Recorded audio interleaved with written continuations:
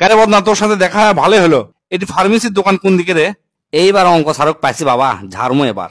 Sir আপনি যেটি দাঁড়িয়ে আছেন ঠিক ওই জায়গার থেকে 282 ডিগ্রি ঘুরবেন, তারপর সোজা 45 মিটার হাঁটবেন, তারপর যে কোণ উৎপন্ন হবে সেই কোণক পিথাগোরাসের সূত্রে ফেলে বর্ধিত করবেন, তারপর ট্যান থিটার আসন্ন মানের অনুপাতে যে রাস্তাকে ছেদ করেছে তাকে সমদ্বিখণ্ডিত করে ঠিক 50 মিটার হাঁটবেন।